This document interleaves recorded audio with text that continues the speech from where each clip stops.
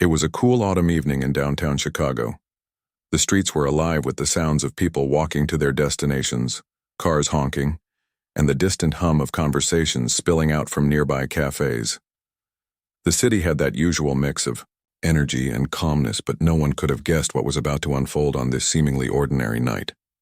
Officer Carl Grayson was patrolling the area near an Army Reserve training facility.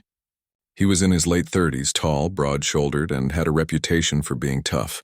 Some called him dedicated. Others whispered behind his back, saying he was too aggressive, especially when dealing with people who didn't look like him. Grayson didn't care much about what people said, though. He believed he was doing his job and keeping the streets safe. As he drove slowly down the street, his eyes scanned the area. That's when he noticed someone walking out of the Army Reserve building. It was Captain Ryan Mitchell, a senior military officer who had just finished a meeting at the base. Mitchell was dressed in his crisp uniform, complete with medals and insignias that clearly marked him as someone of importance. His posture was straight, and he carried himself with pride, something that came naturally after years of service. Grayson frowned as he watched Mitchell step onto the sidewalk. Something about him seemed off to Grayson, though he couldn't quite put his finger on it. Maybe it was the color of his skin or the way he moved confidently, almost like he owned the place. Whatever it was, Grayson decided he needed to check it out. He pulled his police car over to the curb and got out, his boots making sharp clicks against the pavement as he approached Mitchell. "Hey, you!" Grayson called out, his voice loud and commanding. Mitchell stopped and turned around, surprised by the sudden interruption. He saw the police officer heading toward him and immediately stood still, unsure of what was happening. "Is there a problem, officer?" he asked politely, keeping his tone calm. Grayson didn't answer right away. Instead, he looked Mitchell up and down, his eyes narrowing. "What are you doing here?" he demanded. "I'm leaving the Army." "Reserve facility," Mitchell replied evenly. "I'm Captain Ryan Mitchell, United States Army." Grayson scoffed, not convinced. "You don't look like any captain I've ever seen," he muttered under his breath. Then, louder, he said, "Show me some ID." Without hesitation, Mitchell reached into his pocket and pulled out his military identification card. He held it up so Grayson could see it clearly. The card displayed his name, rank, and photo along with official stamps verifying its authenticity. But Grayson barely glanced at it. He waved it away dismissively. "This could be fake," he said, his voice rising. "How do I know you're really who you say you are?" Mitchell took a deep breath, trying to stay composed. He had been in situations like this before where people doubted him because of how he looked. But this time felt different. This wasn't just a random person questioning him. It was a police officer, someone who was supposed to protect and serve everyone equally. "Officer," Mitchell began, his voice steady, "I assure you I am who I say I am. I'm a senior officer in the U.S. Army. If you'd like, we can call the base and confirm my identity." Grayson ignored the suggestion. Instead, he stepped closer to Mitchell, his body language growing more aggressive. "Don't tell me how to do my job," he snapped. "You think just because you're wearing that fancy uniform, you can walk around acting like you own the place?" By now, a small crowd had gathered.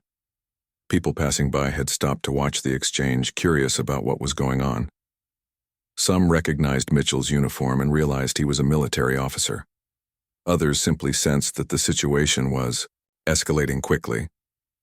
A young woman named Lisa, who was walking her dog nearby, stepped forward cautiously. "Excuse me, officer," she said hesitantly. "That man is a soldier. Can't you see his uniform? He's clearly on duty." Grayson shot her a glare. "Stay out of this," he barked. "This doesn't concern you." Lisa flinched but didn't back down completely. She exchanged worried glances with another bystander, a middle-aged man named John. Together, they decided to record the scene on their phones, just in case things got worse. Back in the center of the chaos, Mitchell remained calm despite the growing tension. He raised his hand slightly, palms open, in a gesture meant to show he wasn't a threat. "Officer Grayson," he said firmly, "there's no need for this. Let's resolve this peacefully." But Grayson wasn't listening anymore. His face was red with anger, and his hand hovered dangerously close to the holster on his hip. Without warning, he reached for his gun and pointed it directly at Mitchell. The crowd gasped collectively. Someone shouted, "What are you doing? He hasn't done anything wrong." Mitchell froze, his heart racing. He had faced danger countless times during his military career, but nothing compared to the fear coursing through him now. Here he was, a decorated officer serving his country, being threatened by someone whose job was to uphold the law. For a moment, everything seemed to stand still. The only sound was the faint rustling of leaves in the breeze. Then, finally, Grayson lowered his weapon, though his expression remained hard and unforgiving. "This isn't over," he growled before turning and walking back to his patrol car. As soon as Grayson drove away, the crowd erupted into murmurs and exclamations. Several people rushed to Mitchell's side, asking if he was okay. He nodded, though his hands were still trembling slightly. Lisa, the woman who had spoken up earlier, handed him a tissue. "I'm so sorry that happened to you," she said softly. "No one should have to go through that." Mitchell managed a weak smile. "Thank you," he replied. "I'll be fine." Later that night, Mitchell returned home to his wife, Amanda, and their young daughter, Emily. When Amanda saw the look on his face, she knew something was wrong. "What happened?" she asked. Concern etched across her features. Mitchell sighed heavily as he sank onto the couch. He recounted the entire incident, from the moment Grayson stopped him to the terrifying moment when the gun was pointed at him. Amanda listened silently, her eyes filling with tears. "That's unacceptable," she said once he finished. "You can't let this slide, Ryan. You need to report him." Mitchell nodded. He knew Amanda was right. This wasn't just about him.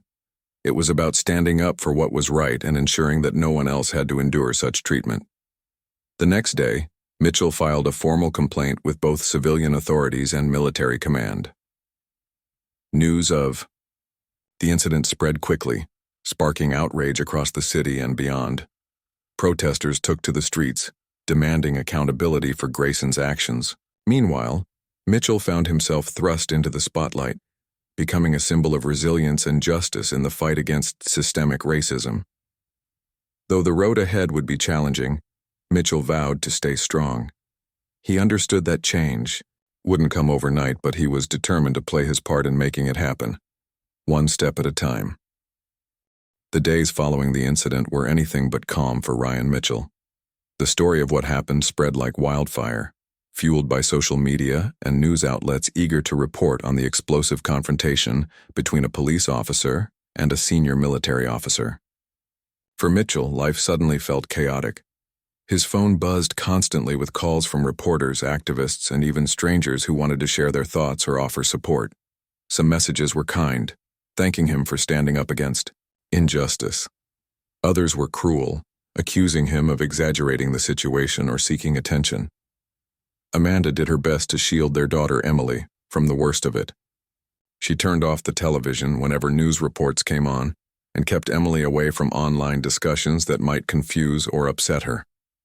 Still, the tension in the house was palpable.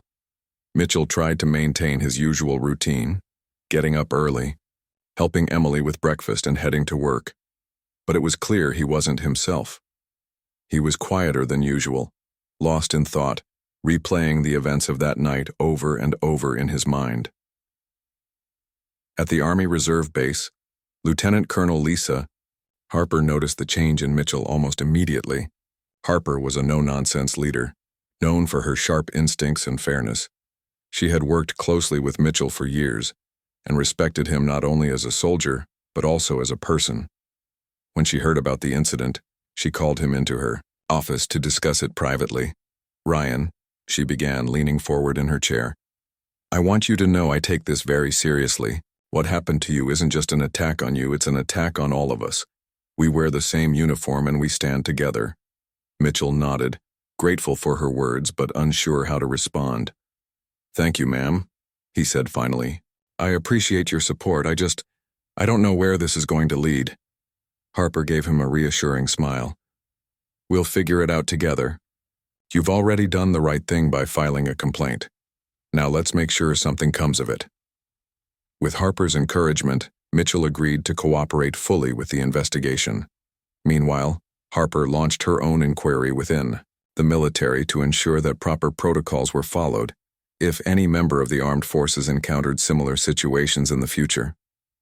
She also reached out to local law enforcement officials, urging them to address the issue swiftly and transparently. Outside, the military public reaction continued to grow. Protesters gathered outside the Chicago Police Department headquarters, holding signs that read "Justice for Ryan" and "End Police Brutality." Many marchers wore shirts emblazoned with Mitchell's name, turning the case into a rallying cry for broader reform. Activists delivered speeches demanding accountability not only for Officer Carl Grayson, but also for the systemic issues that allowed such behavior to persist unchecked. Grayson's superiors scrambled to contain the fallout. At first, they attempted to downplay the incident, issuing vague statements about reviewing the matter internally. But when video footage surfaced online, captured by bystanders like Lisa and John, their efforts fell apart. The video showed Grayson shouting at Mitchell, using racial slurs before drawing his weapon. It was damning evidence that left little room for denial. Faced with mounting pressure, the department suspended Grayson without pay and announced plans for a formal hearing. However, many people felt this wasn't enough. Social media lit up, with hashtags like "Fire Grayson Now" and "Systemic Racism Exposed," pushing for more decisive action. For Grayson, the backlash was overwhelming. Once proud of his reputation as a tough cop, he now found himself vilified. Friends distanced themselves, afraid of being associated with him. Even colleagues who once defended his methods grew quiet, unwilling to risk their own reputations by speaking out on his behalf. Behind closed doors, Grayson lashed out at anyone who would listen. He complained bitterly to his wife Laura, insisting he had done nothing wrong.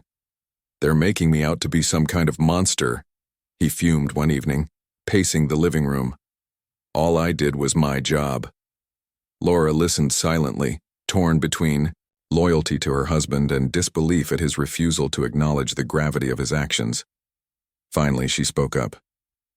"Carl, you pulled a gun on someone because of how they looked. That's not okay. Maybe it's time to think about what really happened that night." Grayson glared at her. "You don't understand," he snapped. "People these days are too sensitive.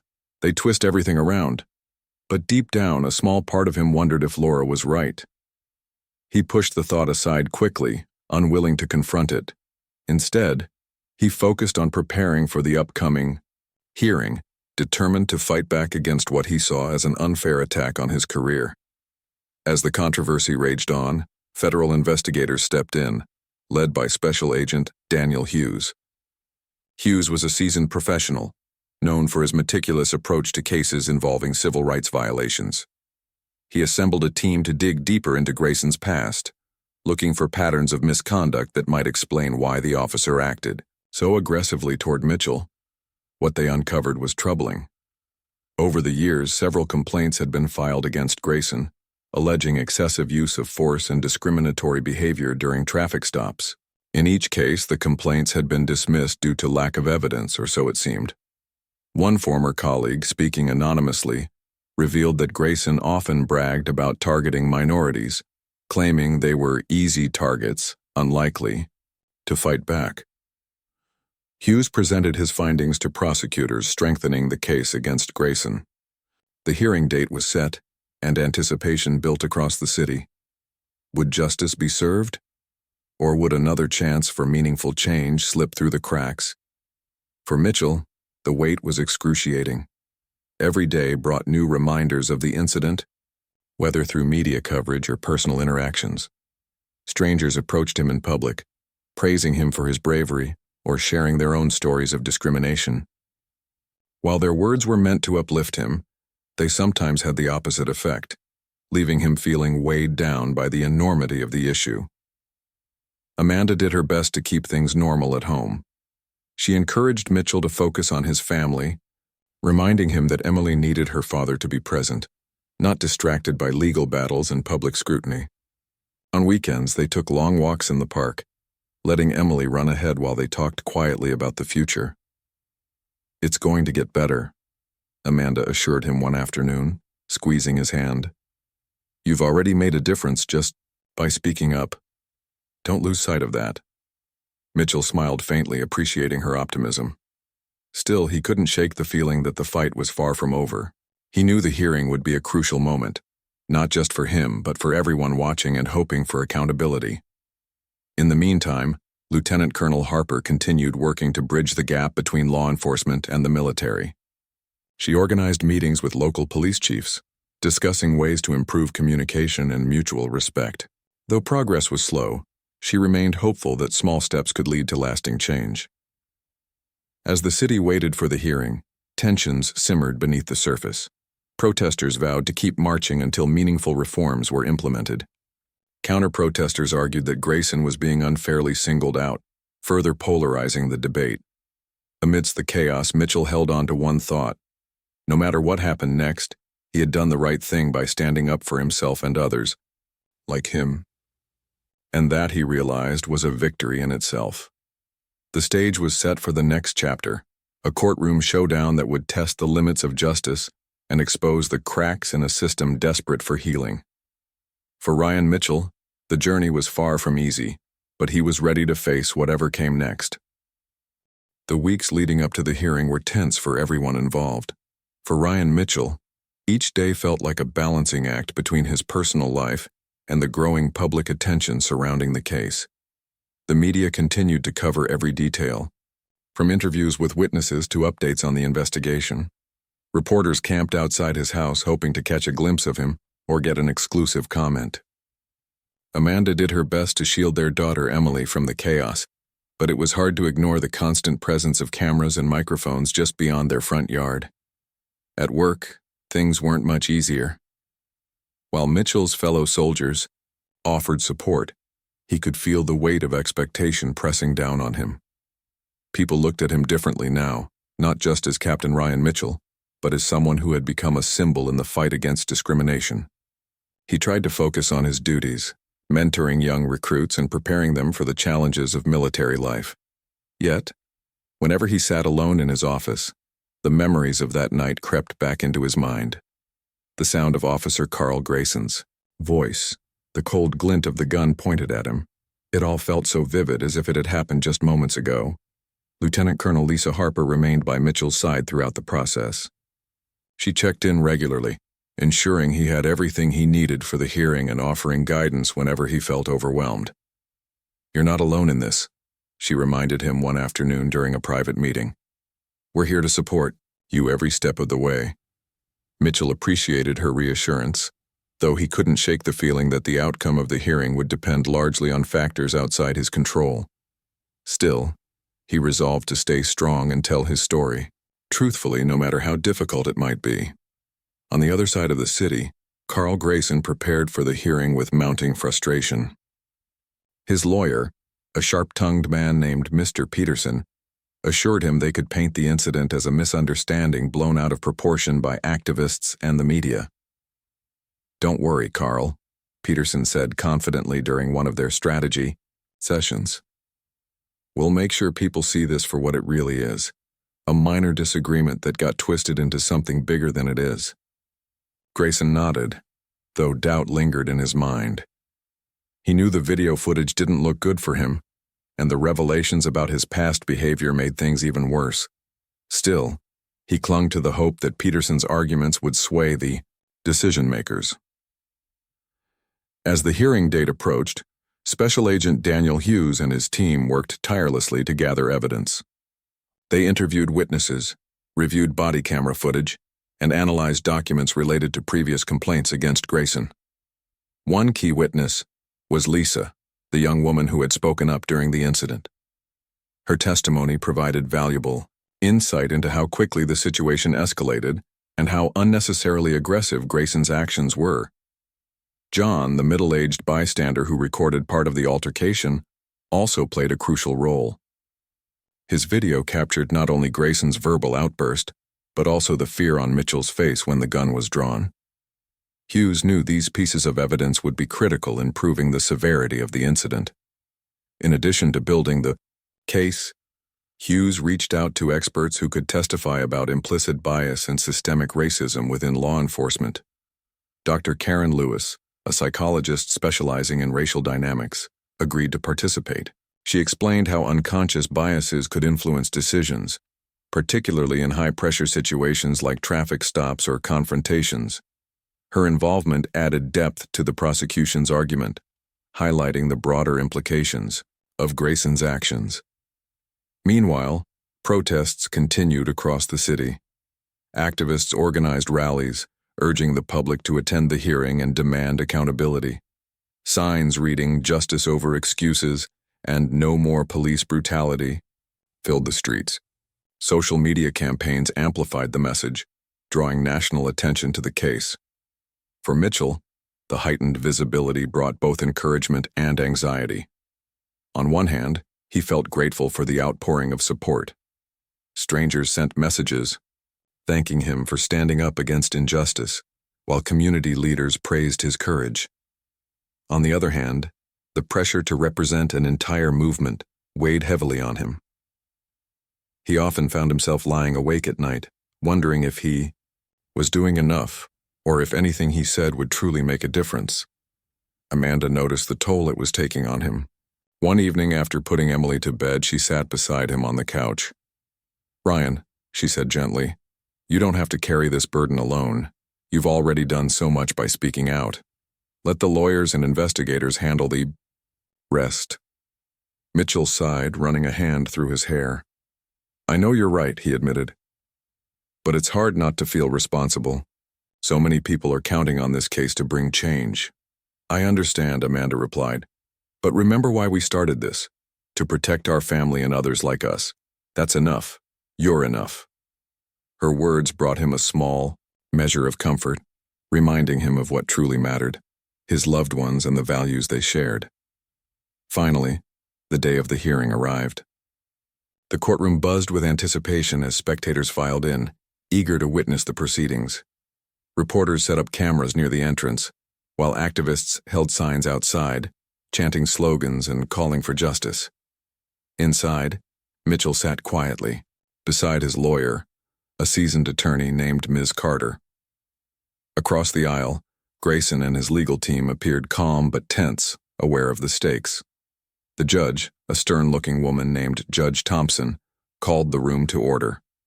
After brief introductions, the prosecution began presenting its case. Hughes took the stand first, outlining the events of the night and explaining the significance of the video footage. When the video was played for the court, a hush fell over the room. Even those who had seen it before were struck by its raw intensity. Next, witnesses like Lisa and John testified, recounting their perspectives on the incident. Their accounts painted a clear picture of Grayson's aggression and Mitchell's composure under pressure. Finally, Dr. Karen Lewis addressed the court, discussing the psychological aspects of bias and how they applied to the case.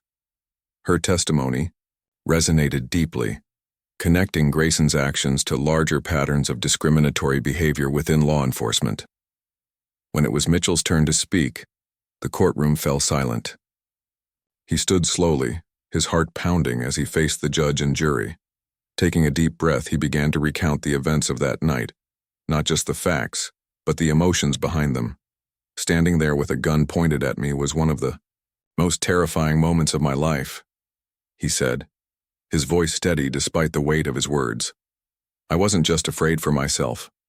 I was afraid for my family, for anyone else who might find themselves in a similar situation. This isn't just about me. It's about holding people accountable when they abuse their power." His statement drew murmurs of agreement from the audience. Amanda, sitting in the front row, wiped away tears as she listened to her husband's powerful words. Grayson's defense team worked hard to counter the prosecution's arguments. Peterson questioned the credibility of the witnesses and argued that Grayson was simply following protocol. He portrayed his client as a victim of political correctness run amok, attempting to shift blame onto societal pressures rather than addressing the core issue. Despite their efforts, the evidence against Grayson was overwhelming. By the end of the hearing, it was clear that the tide was turning against him. As the judge adjourned the session to deliberate, Mitchell allowed himself a moment of quiet reflection. Whatever the verdict, he knew he had done everything he could to seek justice, not just for himself, but for countless others who deserved better. Outside the courthouse, supporters gathered, holding candles and banners. Their presence served as a reminder that the fight for equality and accountability was far from over. For Ryan Mitchell, the journey had been long and challenging, but he remained hopeful that change was possible, one step at a time. The days following the hearing were filled with anticipation. Everyone, from Ryan Mitchell and his family to the protesters outside the courthouse, waited anxiously for the verdict. The courtroom had been a whirlwind of emotions, with powerful testimonies, damning evidence, and passionate arguments from both sides. Now it was up to Judge Thompson to decide Carl Grayson's fate. For Mitchell, the wait was excruciating. He tried to focus on his daily routine, spending time with Amanda and Emily, going to work, and mentoring young recruits at the Army Reserve Base. But no matter how hard he tried to distract himself, his mind kept drifting back to the hearing. Would justice prevail? Or would the system fail yet again, leaving people like him vulnerable to similar acts of discrimination? Amanda noticed her husband's unease and did her best to comfort him. "Whatever happens," she said one evening as they sat together on the porch, "you've already made a difference. You stood up when it mattered most." Mitchell nodded, grateful for her support. Still, he couldn't shake the feeling that the outcome would have far-reaching consequences, not just for him, but for everyone watching the case. Across town, Carl Grayson was equally restless. Suspended from duty and under intense public scrutiny, he spent most of his time alone in his apartment, glued to news updates about the case. His wife, Laura, tried to talk to him, urging him to reflect on what had happened, but Grayson refused to budge.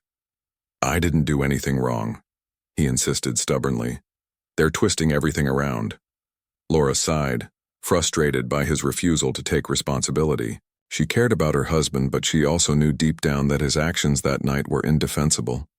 For now, all she could do was wait and hope that the verdict would force him to confront the truth. Meanwhile, Lieutenant Colonel Lisa Harper continued her efforts to bridge the gap between law enforcement and the military. She organized meetings with local police chiefs, discussing ways to improve training programs and foster mutual respect. While progress was slow, Harper remained optimistic, believing that even small changes could lead to lasting improvements. In Alenay, the media debates raged on. Conservative pundits argued that Grayson was being unfairly targeted, claiming the incident was blown out of proportion by activists seeking to vilify law enforcement. On the other hand, progressive voices highlighted the case as an example of systemic racism within policing, calling for widespread reforms. Social media became a battleground, with hashtags like Justice for Ryan and Police Accountability trending nationwide. Protesters kept marching, determined to keep the issue in the spotlight. Activists delivered speeches outside the courthouse, reminding everyone why this case mattered. "This isn't just about one officer," one speaker declared passionately. "It's about holding institutions accountable and ensuring that no one is above the law." As the days passed, tensions in the city grew. Counter-protesters showed up, arguing that Grayson was being scapegoated. Some demonstrations turned heated, with shouting matches breaking out between opposing groups. Police presence increased, adding to the sense of unease. Finally, after what felt like an eternity, the verdict came down. Judge Thompson called everyone back to the courtroom, her expression unreadable as she addressed the packed room. After careful consideration of the evidence presented, she began, her voice steady and authoritative. "This court finds Officer Carl Grayson guilty of misconduct and excessive use of force." A wave of murmurs swept through the courtroom. Supporters of Mitchell erupted into applause, while Grayson's lawyer looked visibly defeated. Grayson himself sat motionless, his face pale as he absorbed the judge's words. Judge Thompson continued, outlining the penalties. Grayson was stripped of his badge, permanently barred from serving as a police officer again. He was sentenced to community service and ordered to undergo sensitivity training. Additionally, the Chicago Police Department was instructed to review its policies and implement reforms aimed at addressing systemic issues within its ranks. When the judge finished speaking, the room buzzed with reactions. Reporters rushed out to file their stories while activists celebrated the decision as a victory for justice.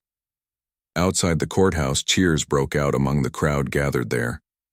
For Mitchell, the verdict brought a mix of relief and sadness.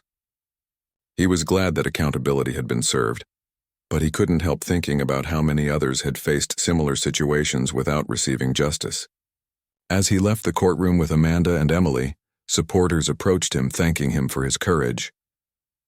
"You've inspired so many of us," one woman said, tears streaming down her face. "Thank you for standing up." Mitchell smiled weakly, humbled by the praise but aware of the larger fight ahead. "There's still a lot of work to be done," he replied softly. Grayson, meanwhile, reacted with anger and denial. Back at home, he paced furiously, ranting to Laura about how unfair the verdict was. "They ruined my life," he shouted, "all because of some politically correct nonsense." Laura listened silently, her patience wearing thin. Finally, she spoke up. "Carl, maybe this is your chance to think about what really happened that night. Maybe it's time to admit you made a mistake." Grayson glared at her. "I'm not apologizing for doing my job," he snapped, before storming off to another room. Despite his refusal to accept responsibility, the fallout from the case forced Grayson to reevaluate his future. Without his badge, he struggled to find employment, and friends who once stood by him distanced themselves further. Slowly, the reality of his situation began to sink in, though he remained resistant to change. In the weeks that followed, the impact of the verdict rippled through the city. Protesters shifted their focus to broader demands for police reform, organizing rallies and petitions aimed at creating lasting change. Activists worked closely with lawmakers to draft legislation addressing issues like implicit bias training, accountability measures, and transparency in law enforcement. Lieutenant Colonel Harper seized the opportunity to strengthen ties between the military and civilian agencies. She launched joint training programs designed to promote understanding and collaboration. These initiatives weren't perfect, but they marked important steps toward healing the divide. For Mitchell, life slowly returned to a semblance of normalcy. The constant attention from reporters and strangers began to fade, allowing him to focus more on his family and career. Still, he remained committed to advocating for justice, sharing his story whenever possible to raise awareness about discrimination and inequality. One evening, as he tucked Emily into bed, she looked up at him with wide eyes. "Daddy, are you a hero?" she asked innocently. Mitchell chuckled softly, brushing a strand of hair from her forehead. "No, sweetheart," he replied. "I'm just someone trying to do the right thing." Amanda, standing in the doorway, smiled at the exchange. Later, that night as they sat together on the couch, she reached for his hand. "You know," she said quietly, "you might not see yourself as a hero, but a lot of people do, and they're inspired to make things better because of you." Mitchell squeezed her hand, feeling a renewed sense of purpose. He knew the road ahead wouldn't be easy. The fight against systemic racism was far from over, but he was ready to keep moving forward, one step at a time. Outside, the city lights twinkled in the distance, a reminder of the countless lives touched by the events of recent months. Change was happening, however slowly, and Mitchell took solace in knowing he had played a part in it. As the days turned into weeks, the protests continued, the debates raged on, and the push for reform gained momentum. For Ryan Mitchell, the journey had been long and challenging, but it had also been meaningful. He had stood up, spoken out, and sparked a conversation that couldn't be ignored. And though the battle was far from won, he held on to hope. For himself, for his family, and for a future where everyone could feel safe and respected, regardless of who they were or what they looked like. Months had passed since the verdict, and life in Chicago began to settle into a new rhythm. The initial shock of Officer Carl Grayson's dismissal had faded, but the conversation it sparked about systemic racism and police accountability continued to simmer. For Ryan Mitchell, the case was no longer front-page news, but its impact lingered in ways both personal and societal. At home, things were quieter now. The constant attention from reporters and strangers had dwindled, giving Mitchell and his family some much-needed space. Emily seemed less anxious around crowds, and Amanda breathed easier, knowing their daughter wasn't growing up in the shadow of public scrutiny. Still, the experience left its mark on all of them. Mitchell often found himself reflecting on what had happened, not just during quiet moments at night, but also while mentoring young recruits at the Army Reserve Base. "Captain Mitchell," one recruit asked hesitantly after a training session, "what do you do when someone treats you unfairly because of how you look?" Mitchell paused, considering the question. He knew this wasn't just idle curiosity, it was a real concern for many of the younger soldiers who looked up to him. "First," he said thoughtfully, "you stay strong. You don't let fear or anger take over. Second, you speak up, not just for yourself, but for others who might not have a voice yet. And third, you keep doing your job with integrity. That's how we make change happen." The recruit nodded, looking reassured. Moments like these reminded Mitchell why sharing his story mattered. It wasn't just about him anymore. It was about inspiring others to stand firm against injustice. In the wider community, activists kept pushing for reforms. The verdict had given them momentum, and they weren't about to let it fade. Protesters organized marches, workshops, and town hall meetings to discuss issues like implicit bias, transparency in law enforcement, and better support systems for victims of discrimination. Lieutenant Colonel Lisa Harper played a key role in these efforts, working alongside local leaders to build trust between the military and civilian agencies. One evening, Harper invited Mitchell to speak at a community forum focused on policing reform. The event was held in a large auditorium filled with people eager to hear from those directly affected by systemic issues. As Mitchell stepped onto the stage, the audience erupted into applause. "Thank you," he began, smiling warmly. As the cheers subsided, "I'm here tonight because I believe in the power of dialogue. What happened to me wasn't unique, it was part of a bigger problem. But if we work together, we can create solutions that protect everyone equally." His words resonated deeply with the crowd. Afterward, dozens of people lined up to thank him personally, sharing their own stories of discrimination and expressing gratitude for his courage. Among them was Lisa, the young woman who had witnessed the incident months earlier. "I never got the chance to properly thank you," she said, shaking his hand. "Your bravery gave so many of us hope." Mitchell smiled humbly. "It's not just me," he replied. "We're all in this together." While progress was being made, not everyone was happy with the changes. Former colleagues of Carl Grayson grumbled about the increased scrutiny placed on officers, arguing that it made their jobs harder. Some even hinted that incidents like Mitchell's case discouraged good cops from staying in the force. These complaints fueled counter-protests, where demonstrators argued that reforms were unnecessary and divisive. Grayson himself remained bitter and isolated. Stripped of his badge and unable to find steady employment, he spent most days drinking alone in his apartment. Laura had tried to help him move forward, encouraging him to seek counseling or volunteer in the community, but he refused. Instead, he clung to his belief that he was the victim of a politically motivated witch hunt. "You should have seen the way they treated me in court," he told an old friend during a rare visit. "Like I was some kind of criminal. All I did was my job." His friend shifted uncomfortably, unsure of what to say. Grayson's refusal to acknowledge his mistakes made it hard for anyone to stay close to him.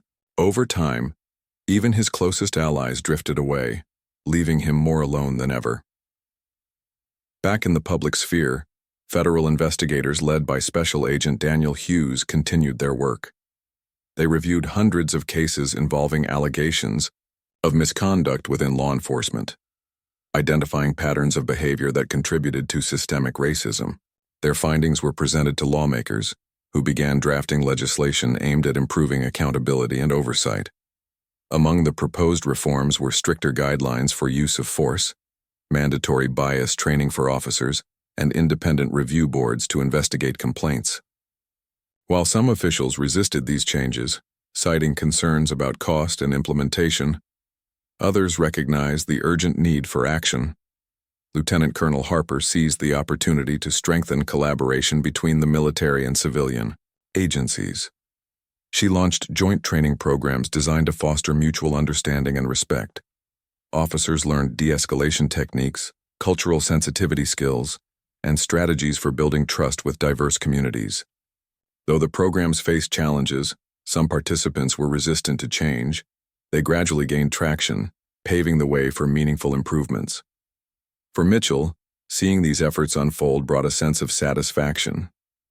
He knew the road ahead would be long, but every small step counted. One day, as he walked through the park with Amanda and Emily, he felt a renewed sense of optimism. "Do you think things will get better?" Amanda asked, watching Emily chase butterflies.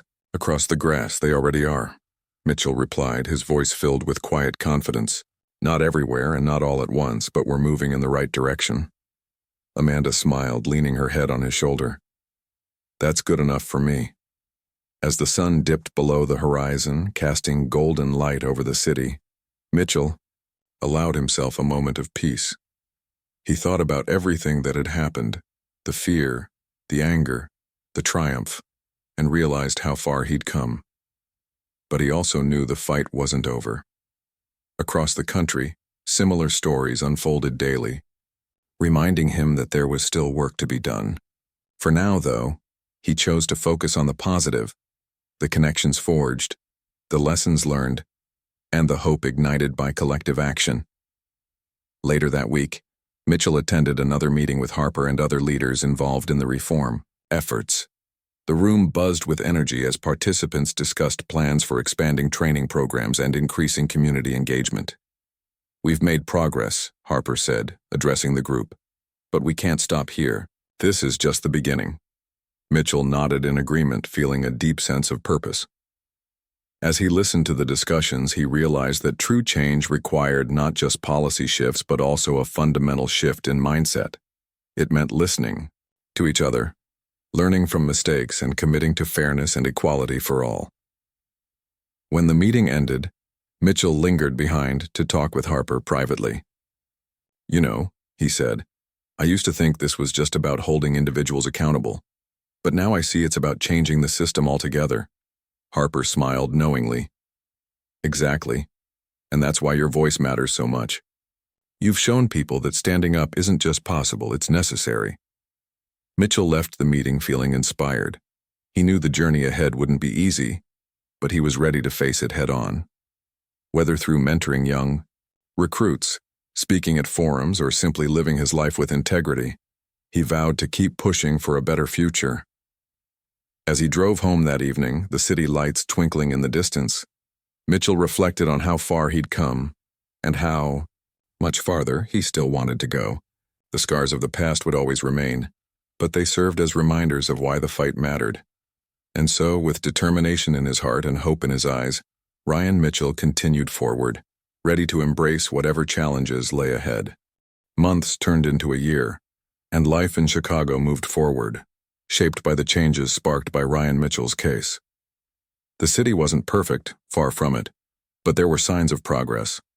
Conversations about systemic racism and police accountability had become part of everyday discussions, not just among activists but also in schools, workplaces, and homes. For Mitchell, this shift was both heartening and humbling. He knew his role in the movement wasn't over, but he also recognized that real change took time and patience. At home, things felt more stable. Emily was thriving in school, her curiosity about the world growing with each passing day. Amanda often joked that she'd bring home more questions than answers after class, eager to understand everything from how trees grow to why people treat each other differently. One evening, as they sat around the dinner table, she turned to her father with wide eyes. "Daddy, did you know some people are scared of police officers?" she asked innocently. Mitchell paused, setting down his fork. He exchanged a glance with Amanda before answering. "Yes, sweetheart," he said gently. "Some people have had bad experiences, so they feel afraid. But there are also good officers who try to help people every day. Emily frowned, clearly thinking hard. Why don't we teach everyone to be nice? Her simple question brought a smile to Mitchell's face. That's a wonderful idea, he replied. But sometimes, teaching people to be kind isn't enough. We have to fix the rules and systems that let unfair things happen too. Amanda chimed in, explaining how laws and training programs could help make the world fairer.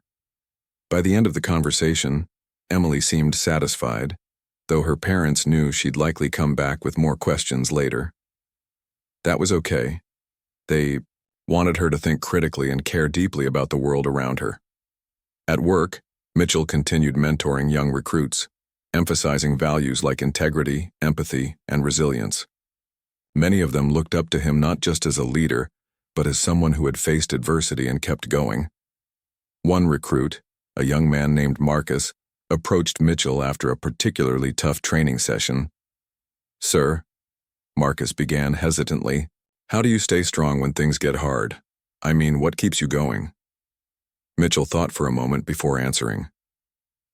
"It's not always easy," he admitted. "But I remind myself why I started, to protect my family, my community, and the values I believe in. When you have a purpose bigger than yourself, it gives you strength." Marcus nodded, looking thoughtful. Moments like these reminded Mitchell that his influence extended beyond headlines or courtrooms. It was in the small, everyday interactions where real growth happened. In the wider community, reforms were slowly taking root. The joint training programs led by Lieutenant Colonel Lisa Harper gained traction, with more officers participating each month. These sessions focused on de-escalation techniques, cultural awareness, and building trust with diverse communities. While some officers resisted at first, many came to appreciate the practical benefits of understanding different perspectives. One afternoon, Harper invited Mitchell to observe a training session. As he watched officers practice scenarios involving conflict resolution, he noticed subtle shifts in their behavior.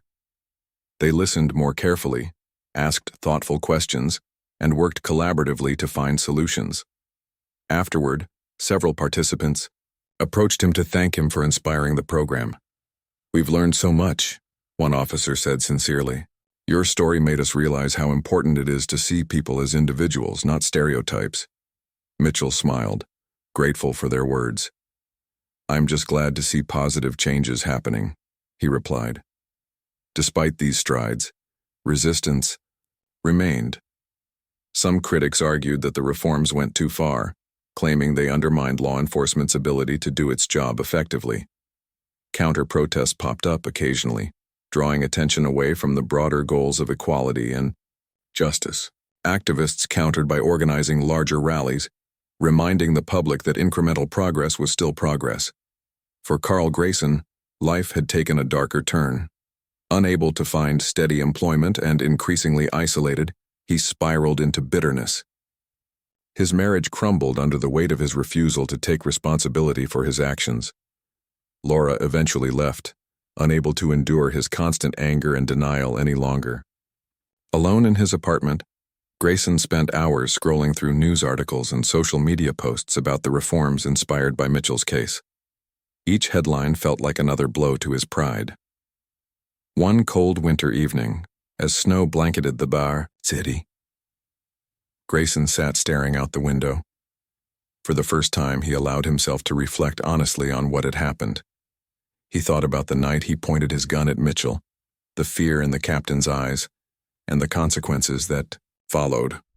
Slowly, painfully, he began to see the truth. He had been wrong. The realization hit him like a punch to the gut. He felt shame, not just for what he had done, but for refusing to acknowledge it for so long. Though it was too late to undo the damage, he resolved to seek counseling and try to rebuild his life. It wouldn't be easy, but it was a start. Meanwhile, the push for reform continued gaining momentum. Lawmakers introduced legislation aimed at increasing transparency in policing, including measures like body cameras for all officers and independent oversight boards to investigate complaints. Activists celebrated these victories while urging the public to remain vigilant. Lieutenant Colonel Harper played a key role in ensuring the military stayed involved in these efforts. She partnered with local leaders to host workshops and town hall meetings, encouraging open dialogue between law enforcement and the communities they served. Her dedication earned her widespread respect, and she often credited Mitchell for inspiring her commitment to change. "You lit a fire under all of us," she told him during one of their regular check-ins. "People saw your courage and realized they could speak up too." Mitchell shrugged modestly. "I didn't do it alone," he reminded her. "Change happens when we work together." As spring approached, Mitchell found himself reflecting on the past year. The journey had been difficult, filled with moments of doubt and frustration, but it had also been rewarding. He had stood up for himself and others, sparking conversations that couldn't be ignored. Now those conversations were turning into action. One sunny Saturday morning, Mitchell joined Amanda and Emily for a walk in the park. Families strolled. Along the paths, children laughed on the playground and birds chirped overhead. It was a peaceful scene, a reminder of the world he hoped to leave behind for future generations. "You seem happier lately," Amanda observed, squeezing his hand. "I am," Mitchell admitted. "Not because everything's fixed, because I know we're moving in the right direction." Amanda smiled, her eyes soft with love and admiration. "That's all anyone can ask for." Later that day, as they returned home, Mitchell stood on the porch watching Emily play in the yard. Amanda joined him, resting her head on his shoulder. "You've done something incredible," she said softly. He chuckled, shaking his head. "We've barely scratched the surface. There's still so much work to do." "Well, whatever comes next," Amanda replied, "we'll face it together." Mitchell nodded, feeling a deep sense of gratitude for his family, for the support of strangers turned allies, and for the resilience of a community determined to create a better future. As the sun dipped below the horizon, painting the sky in shades of orange and pink, Mitchell allowed himself a moment of quiet reflection. The scars of the past would always remain, but they served as reminders of why the fight mattered. And with each step forward, no matter how small, he felt hope growing stronger. With Amanda by his side and Emily's laughter filling the air, Ryan Mitchell turned back toward the house, ready to embrace whatever challenges lay ahead. And the road to justice was long, but he knew he wasn't walking it alone. Together they would keep moving forward, one step at a time.